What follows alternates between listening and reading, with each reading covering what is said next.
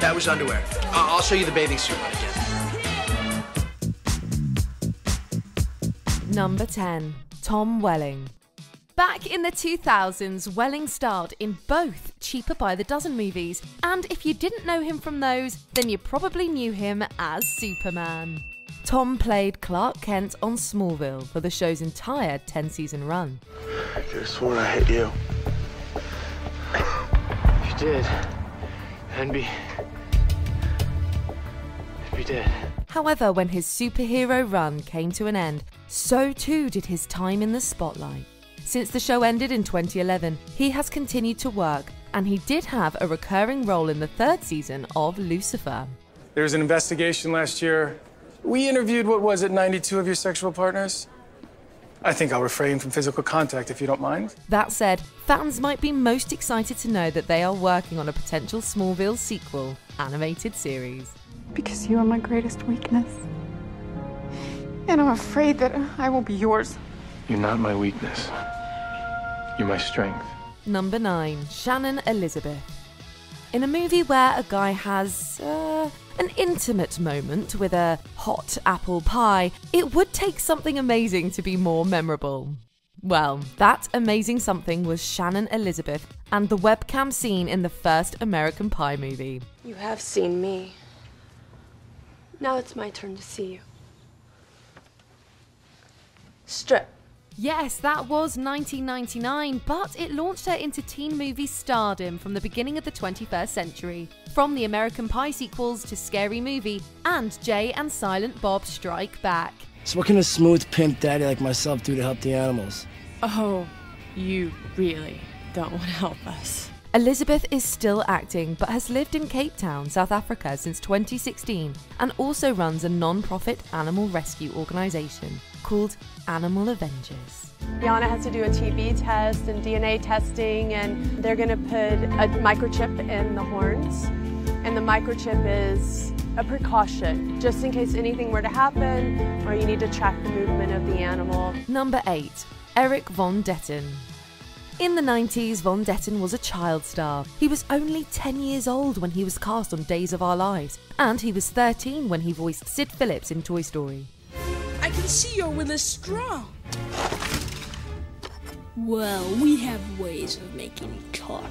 He continued to do voice work through the late 90s and 2000s. These include the small-screen DCOM classic Brink and the feature film The Princess Diaries.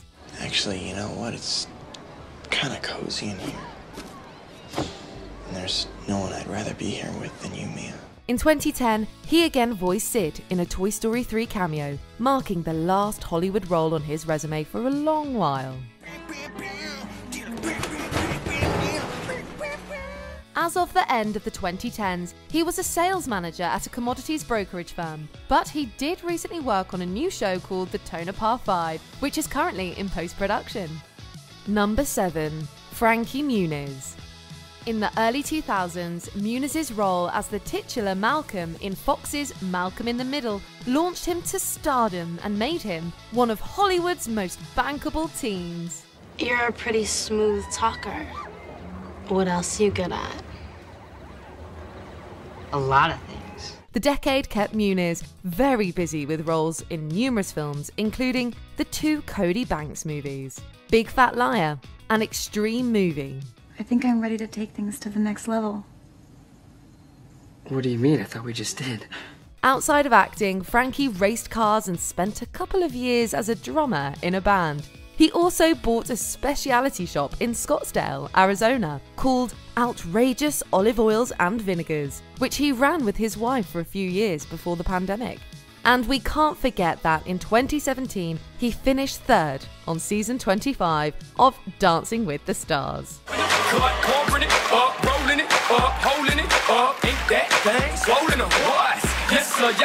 Number 6. Sha William Scott. The actor who brought Stifler to life was paid only $8,000 for his role in the first American Pie film, but that role launched him to stardom. Relax. Take it slow. And let the good times roll. For the rest of the 2000s, it seemed like he was in every teen movie, from multiple American Pie sequels to Final Destination, Dude, Where's My Car, and Road Trip. All right, so we're driving. You coming?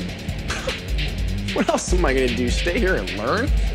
While we didn't see as much of Sean in the 2010s, he starred in the 2 Goon movies, the horror thriller Bloodline, and we have heard him quite a bit as the voice of Crash the Possum in a few of the Ice Age movies. I can fly! I believe I can fly! In addition, he had a regular role on the Lethal Weapon reboot TV series before its cancellation in 2019. Number 5. Josh Hartnett. With his roles in Pearl Harbor and Black Hawk Down, Hartnett made a name for himself in big-budget war movies in the 2000s.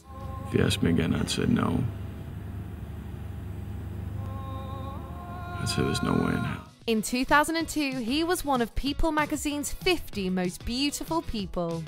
His good looks certainly didn't hurt when it came to the teen comedies and rom-coms, as fans of Blow Dry and 40 Days and 40 Nights will attest. Where do you find guys like that? I don't. They always find me. He was even offered the role of Batman in the Christopher Nolan film, but he turned it down, a move he regrets. For the last decade, Hartnett has continued to do good work, starring in Penny Dreadful among other things, but he's had a much lower profile in Hollywood. Well, you gotta leave him wanting more, as we say in show business. Number 4. Rachel Lee Cook. She became a teen movie trope in the 90s when she took off her glasses and let down her hair in She's All That. And she carried that teen movie momentum into the next decade. In the 2000s, we saw Cook in Blonde Ambition, Nancy Drew, and the underappreciated Josie and the Pussycats. I'm hearing someone glomming onto my talent and my credit. As she's gotten older, she's left the teen movies behind her, and in the last few years has starred in a number of Hallmark Channel made-for-TV romantic movies. But in August of 2021, you'll be able to see her in the Netflix film He's All That, a gender swap remake of her classic 90s flick. She plays the mother of the popular girl challenged with turning the unpopular boy into a prom king. Was this some kind of new dork outreach program? I'm just not No. Are you always like this? No. Yes. Number 3. Lindsay Lohan. Lohan was a child star who saw much of her success happen before she was even 20 years old. Born in 1986, Lindsay was signed to the Ford modelling agency at 3 years old, starred in The Parent Trap at 12, and was 18 when she reached the height of her stardom with Mean Girls in 2004. We have tickets for this thing. What?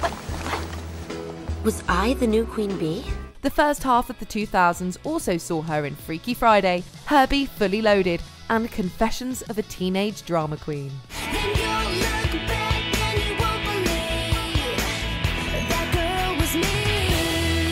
She even released gold and platinum albums and hosted SNL 4 times.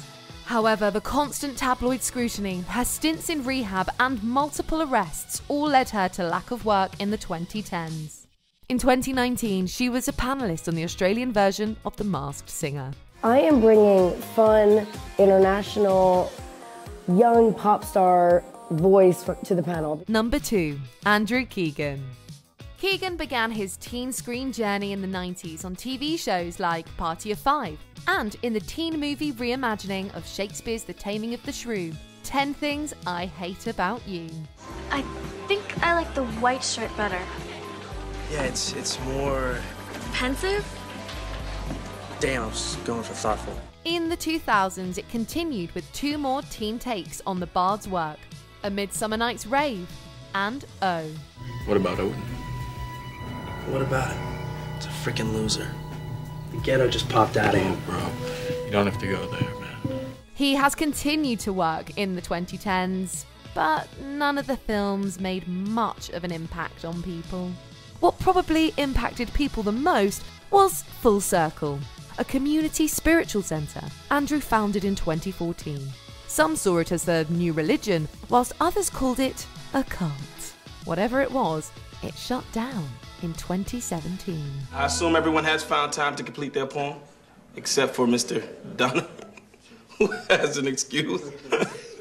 Number 1. Amanda Bynes.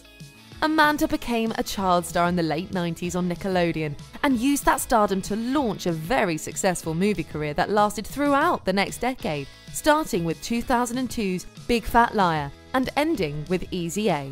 Awesome, awesome, awesome, awesome, awesome. In between, she also took top billing in the teen movie hits like She's the Man and What a Girl Wants. My evil stepsister. You've seen Cinderella, right? Let me clue you in. I win. However, if you were wondering what movies or TV shows she's been in since 2010, the simple answer is none.